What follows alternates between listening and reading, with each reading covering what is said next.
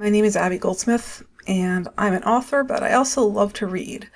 When I give a book review, which I'm going to do, my opinions are my own, and it's just my unique take as an author, reader, and so forth. I'm going to be talking about the series He Who Fights with Monsters by Travis Deverell, otherwise known as Shirtaloon. I like to disclose if I know the author personally, and I have never met Travis in person. I did share a panel with him once a year ago, and I'll link to that. So I first picked up He Who Fights with Monsters, I want to say 5 or 6 years ago. It's one of the first LitRPG series I've ever read. It might actually be the first. I did read Beware of Chicken before that one. So this was on my radar because I was starting to look at Royal Road as an author, a web serial author myself. And I was like, all right, what is all this buzz about He Who Fights with Monsters? This, by the way, was before Dungeon Crawler Carl took off, so it probably wasn't so much in mainstream consciousness yet. But it was definitely on my radar as an author and as a reader. The series had a huge amount of reviews and buzz on Goodreads, and I was like, all right, it looks fun, it has beautiful cover art, let me give it a try. So before we get into it, I guess I'll say it's an Isekai LitRPG, where that's kind of a trope where, much like Portal Fantasy, the hero starts in our world, gets transported to another world. Usually they die and become reborn. That's the Isekai variant. And I know it's like a popular trope in anime and manga. So Jason Asano, the main character, he's an Australian and he's got a big personality. People have described him as a lunatic edgelord, and that seems to kind of divide some of the readership, where people who hate that kind of character just can't stand him. I seem to be alright with lunatic edgelords. Surprise, surprise. He has all these cute little Australian mannerisms where he's like, "Good day, mate." Okay, I know that was probably cringe to any Australians watching this, so I'm sorry. But right from the get-go, I was attracted kind of especially to the world. So the author really does manage to convey a sense of wonder. It's not completely just trope-ridden. He's got, instead of horses, they're heidels, which are kind of like weird two-headed beasts. Things like that. So he's got a lot of unique monsters, unique races, and I feel like this author comes from an artistic background. I could be wrong about that, but he has a great fun visual vibe to the series. The different races, instead of orcs and elves, there are some elves, of course, but he kind of makes a point of saying, well, some of these elves are husky or something like that. And then he's got Celestines, kind of weird angel things called messengers, and all kinds of other races. Leonids, which are lion-like creatures. And they're just all part of the world. And Jason is from Australia, and he's just thrown into this variant of Earth. So a common critique of LitRPG is that it's all stats, and it's numbers go up. And that, I think, appeals to a lot of gamers. It's a little less appealing to me. And even a lot of readers will say, look, I don't want to just hear an audiobook version of stats. People call that crunchy LitRPG, as opposed to smooth, which is fewer stats. The stats are just okay, you got 10 wisdom, and then, oh, you want to fight, now you have 11 wisdom. It seems a little bit silly and arbitrary, probably even to gamers, when you're reading a book version of that. Sometimes it doesn't always make sense in the world, but I would say that He Who Fights with Monsters, it's very well thought out. This author has spent a lot of time thinking about how this world works. So there's kind of levels, silver, bronze, gold rank, diamond rank, that these characters can attain, and each level is a huge leap up, and it's very well defined. So basically, a gold ranker cannot take on a diamond ranker, so every level above is such a huge leap in power that you're punching above your weight. Kind of, if you can defeat something of rank above you, then that's a very big deal. So Jason's thrown into this world, and he's kind of reacting to everything the way a normal person would, but he just goes off on tangents and compares it to pop culture from our world. The characters in that world are what are you even talking about? They say he's spouting nonsense. They don't even know what he's saying. And he just doesn't care. Now, his irreverent attitude is part of what makes this series so great. Because literal gods come down. It's like Greek gods from mythology come down and will interfere with the lives of people in this world. Jason has no respect for the gods. And that's like a huge social problem. And he just doesn't care. I'm going to say that his lack of respect for authority, which is completely intrinsic to his personality, I would go so far as to say that he's almost American. I mean, or, it's kind of the stereotypical American where, oh, we don't respect the crown. But I guess the Australians have some of that as well. Jason has zero respect for authority.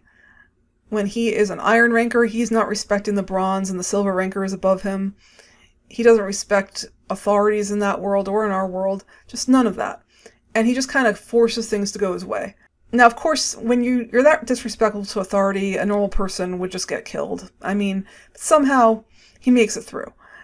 Usually by some weird amount of luck and grit or whatever. But I guess what's so addictive and appealing is that it's fun to watch someone keep winning. Kind of like a petty bureaucrat or some jerk try to get away with something, and, well, they didn't see that coming when, he whips out his leech monster or whatever and starts devouring them. Jason has like 3 familiars that he's able to summon throughout the series. And that's a little bit of a spoiler because I think he gets all 3 of them in book 1, I'm not sure. Maybe he gets the final one in book 2. But a big part of what's fun about this series is his summons, which he treats like friends. So it's like an apocalypse beast and that sort of thing. They don't talk. But he's just like, oh, that's Colin, I'll invite him over here. And he just kind of treats them like buddies, which is a fun interaction to watch. It's fun to see how people react to that in the series. And then on top of that, the other characters, or his interaction with characters, is just a lot of fun. The author has a great sense for dramatic timing, dramatic irony. One of my favorite characters throughout the series, I'd say there's 2 different characters that I like besides Jason. One is Clive.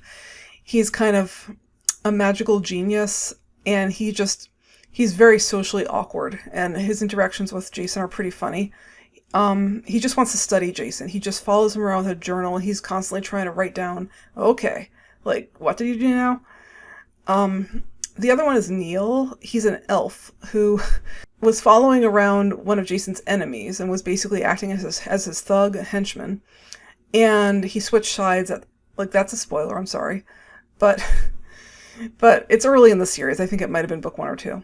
And Neil becomes a great character. He just kind of acts like a jerk and teases Jason, but deep down he's got a heart of gold. He's a healer. He goes around healing people, and he just becomes a good part of the team, basically. There's all kinds of other silly tidbits in the series. Jason kind of has, I think, a friend or relative and on some of their team that every time he sees Jason, there's just a hot girl with him. Jason is constantly dating princesses, or basically the equivalent of actresses in this other world. And this character's well, if you need to find Jason, you just look for the hot girls. And he's clearly hiding a lot of jealousy, and his wife is always like, oh, shut up. So just kind of fun little tidbits like that. Now, I will say that after book 2, I felt like the series started to lag. Book 3, I felt like was a slog. It was grinding, leveling up. Jason gets stuck in a pocket universe, alternate dimension, in order to win kind of a competition. Now, there were a few interesting parts in that book, but overall, to me, as a reader, and maybe as a jaded reader, I just was like, all right, the plot is slowing down to a halt here. So I actually stopped and quit the series at that point. Now, before you say, how dare you, I will say that I did come back to it. I picked it back up again, and that is rare for me. Very rare. If I quit a series, I usually don't come back. I'm a picky reader. I'd say for several years, I just pretty much put it out of my mind. People would kind of mention it in different groups I was in, and they'd be like, oh, it picks up again later, I promise. And I'd be like, well, look, if it lost me on book 3, I'm not going to pick it up again. However, enough people who I trusted started saying, look, book 4 is just amazing. I was like, all right. And I finally put it back. I put book 4 in my queue years and years later. And yeah, I loved book 4. Book 4, Jason returns to Earth. Now, I do know that, again, this is something where readers are split on. Some think, it got so boring when he went to Earth. For me, it was the opposite. I thought it was hilarious. I liked how he had all these crazy powers from this other world. And just as he'd been babbling nonsense in the other world about our world, now he's back on Earth, he's trying to talk to his family members, and they think he's just insane. He's like, yeah, I'm kind of a wizard ninja with magic powers. And they're like, what are you talking about? Like, and he'll try to prove it to them, and they're like, how are you doing this magic tricks? Even when he's kind of proved it beyond any shadow of a doubt, he just keeps saying ridiculous things like, I have a leech monster and things like that. And people are like, what on earth? Now, on top of all that, it turns out that Earth, of course, has its own magic. So now we're in urban fantasy land here. I love how in a lot of LitRPG series, the series usually starts as kind of like a fantasy with stats. But it tends to go to either like kind of an urban fantasy thing or galactic space opera type of thing, or both, which is the case in He Who Fights with Monsters. Eventually the scope becomes so huge that it's like, all right, one world cannot contain the power of this character. It's progression. It's power progression. So I felt like there was a great arc from kind of books 4 through 11. I'd say like that whole chunk of the series I enjoyed immensely. I was just binge reading it or listening to it, and wow, like Jason becomes kind of like almost like a ruler on Earth, and then he kind of estranges himself from his family. And of course I really shouldn't be giving you all these spoilers, but I think with a series like this, the fun and joy is in the details. It's not really like when I just tell you these things, I don't think it sounds all that appealing, but it's like, okay, like it's just like, how exactly does this work? Like, how does Jason interact with his like precocious niece, who wants to be a magician, and then as she keeps seeing her uncle do more and more crazy things, how does she react to it? How does his sister react to the fact the sister has been a celebrity chef? How does his brother react? This is the brother that cheated on him and basically married the woman that he loved. So all these things are just kind of fun interactions. And then, of course, there's petty bureaucrats, there's hangers-on, there's government officials, there's, ancient vampires that are in charge of this and that on Earth.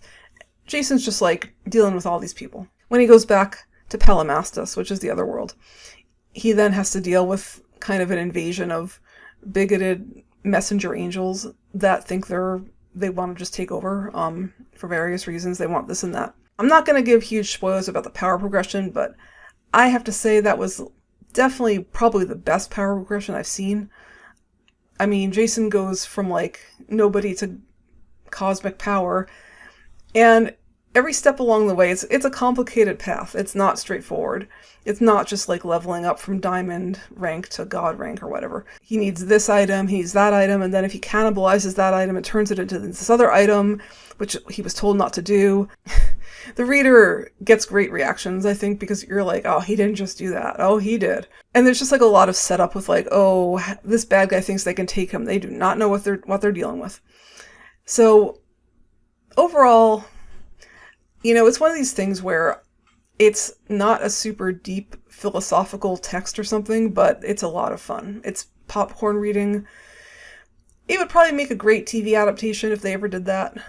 I enjoyed it immensely. I finished book 12, and I heard the author has had some health problems, but I'll definitely be reading the next one when that comes out. So, awesome job. Love it.